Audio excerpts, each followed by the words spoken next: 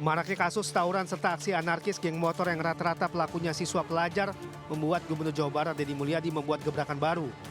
Deddy akan mengirim para pelajar bermasalah dan sulit dibina ke barak dan diwajibkan menjalani wajib militer. Tak tanggung-tanggung, siswa nakal akan dibina selama 6 bulan hingga 1 tahun dengan pendidikan ala militer, serta akan dijemput langsung oleh anggota TNI. Rencananya program ini akan dimulai pada bulan Mei mendatang, dengan target anak-anak yang tertangkap tawuran, geng motor ataupun terlibat tindak kriminal. Diharapkan program ini menjadi solusi jitu untuk menangani kenakalan remaja yang kian marak terjadi. Nanti mana sih anaknya? Nanti ada anak yang tawuran di jalan, kita akan bawa.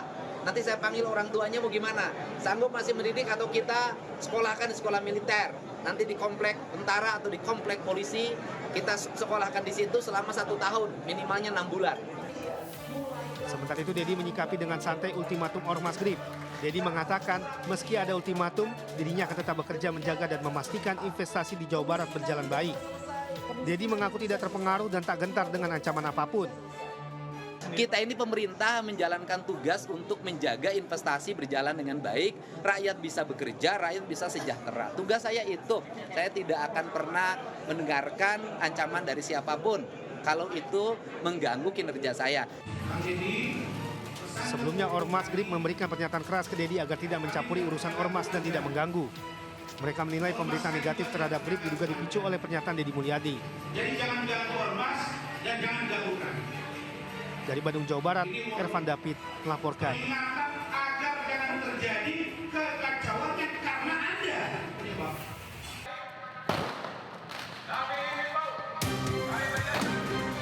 Kericuhan mewarnai eksekusi bangunan dan lahan seluas 4.000 meter persegi di Jalan Andi Pangeran, Petarani, Kota Makassar, Sulawesi Selatan. Massa dari pihak tergugat menyerang petugas dengan lemparan batu dan petasan. Untuk memukul mundur massa, petugas terpaksa melepaskan tembakan gas air mata dan mobil water cannon untuk membuka barikade yang ditutup massa. Untuk mengawal proses pembongkaran, Polrestabes Makassar juga menurunkan 900 personil. Jadi tentu memang ada perlawanan berdasarkan analisa intelijen kami, sehingga kami menyesuaikan kekuatan personil yang kami turunkan. Jadi terkait mengenai masalah pelaksanaan hari ini, yang memang sudah lama mau dilakukan eksekusi, alhamdulillah hari ini berjalan. Tentu dalam hal itu memang ada perlawanan. Oleh karena itu disesuaikan dengan kekuatan personil yang ada. Sebelumnya sengketa bangunan dan lahan seluas 4.000 meter sudah terjadi sejak tahun 1996 antara penggugat atas nama Edi Aliman dan tergugat atas nama Riki Tadiawan. Setelah melalui proses panjang, pihak penggugat Edi Aliman memenangkan gugatan di PN Makassar hingga dilakukannya proses eksekusi. Sementara itu pihak tergugat mengaku proses sengketa belum sah dan masih dilakukan proses banding di Pengadilan Tinggi dan belum dilakukan putusan atas sengketa keduanya. Dari Makassar, Sulawesi Selatan, Julius Bin iNews melaporkan. Lu mau nyapa? Gua nggak ada urusan sama lu. Gua juga ada urusan sama lu ya. Wartawan bisa tergidat tuh ya.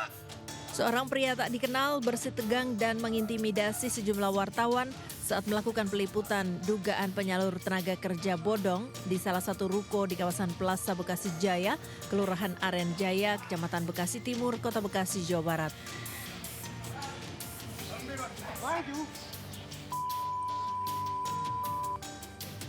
Namun aksi pria yang diduga penghuni ruko akhirnya dilerai oleh warga. Bahkan, pria tersebut justru terlibat perseteruan dengan warga lain akibat ulahnya. Sebelumnya, viral di media sosial sebuah ruko di Plaza Bekasi Jaya yang digunakan perusahaan penyalur tenaga kerja mewajibkan para pencari kerja membayar sejumlah uang mulai dari 600.000 hingga 1,8 juta rupiah agar bisa disalurkan ke sejumlah perusahaan besar yang mereka cantumkan. Menurut warga, para pelaku sudah beroperasi selama 2 bulan lebih. Ya, nerima lamaran kerja, dijamin masuk. Sehari berapa orang Pak yang untuk melamar pekerjaan ini Pak? Ya, paling sedikit, pokoknya di atas 5 Pak. Di atas 5? Iya, paling sedikit 5 orang kok saya perhatiin itu kan. Tapi diiming-imingin pekerjaan? Iya, udah. Sementara pihak Dinas Ketenagakerjaan Kota Bekasi yang mendatangi lokasi mendapati ruko berlantai 2 itu sudah kosong dan dikunci dari luar. Hal ini semakin menguatkan dugaan perusahaan penyalur tenaga kerja itu melakukan praktik mencurigakan dan ilegal. Kita juga insya Allah sedang koordinasi sama kementerian mau merilis mana sih lembaga yang sampai posisi sekarang memang resmi yang sudah terdaftar. Kalau yang terdaftar jangan sekali-kali. Karena itu berarti dia tidak niat. Kalau yang orang mau niat mau usaha itu mesti harus mengikuti peraturan yang ada.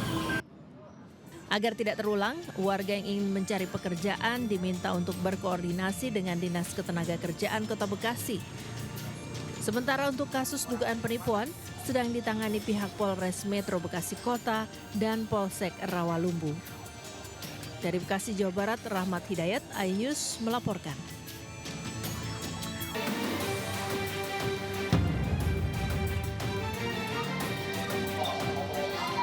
Aksi pemukulan seorang pengendara mobil terhadap petugas pengisian bahan bakar umum atau SPBU di Sampang, Madura, Jawa Timur terekam CCTV. Sebelum terjadi pemukulan, pengguna mobil ini turun dari kendaraan dan hendak mengisi BBM. Petugas kemudian melayani permintaan pengendara. Saat petugas sedang konsentrasi untuk melengkapi administrasi, tiba-tiba keduanya terjadi cekcok mulut. Seketika itu, pengguna kendaraan langsung menonjok di bagian tubuh korban. Korban berupaya melawan, namun perkelahian itu berhasil diredam teman pelaku dan petugas SPBU yang lain. Usai pelaku melakukan tindakan kekerasan kepada korban, pelaku langsung pergi. Video pemukulan ini pun kini viral di media sosial. Menurut petugas SPBU, insiden berawal saat barcode yang diberikan pelaku tidak sama dengan plat nomor mobil, sehingga korban tidak bisa melakukan pengisian BBM. Merasa kecewa, pelaku emosi dan langsung memukul korban. Enggak sama, ya saya lihat lagi itu kan. Sudah lihat lagi saya ini enggak sama barcode-nya enggak.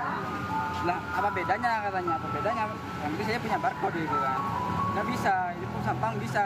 Isi di Sampang kalau kata saya gitu. Tidak terima orang langsung mukul. Mana sininya?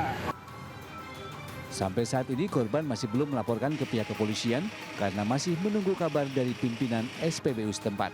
Dari Sampang, Madura, Fatur Rahman, iNews melaporkan. Aksi bajing loncat di kawasan Tanjung Mulia, Kota Medan, Sumatera Utara terekam kamera pengguna jalan. Pelaku yang berjumlah 2 orang berhasil mencuri 1 buah ban dari mobil bak terbuka yang tengah melaju pelan. Sebelum melakukan aksinya, kedua pelaku ini memiliki peran masing-masing. Satu pelaku yang menggunakan jaket hitam terlihat naik ke atas mobil bak terbuka yang tengah melaju pelan usai melintasi persimpangan dan menggeser 1 buah ban mobil bak terbuka tersebut. Sementara rekan pelaku lainnya menunggu dan membututi di belakang mobil dengan sepeda motor dan membantu pelaku mencuri ban dari mobil bak terbuka. Jadi ini kami sebagai pengguna jalan merasa resah lah Bang, takut gitu kan. Ya takut ketabrak atau takut nanti tak terjadi apa-apa gitu. Dan kasihan juga bagi supir-supir yang sudah bawa barang, tiba-tiba barangnya diambil kan nggak, kita merasa gimana gitu. Aksi bajing loncat di kawasan ini cukup meresahkan warga dan pengguna jalan. Warga khawatir aksi kejahatan jalanan ini dapat membahayakan pengendara lain. Dari Medan, Sumatera Utara, Yuda Bahar, iNews melaporkan.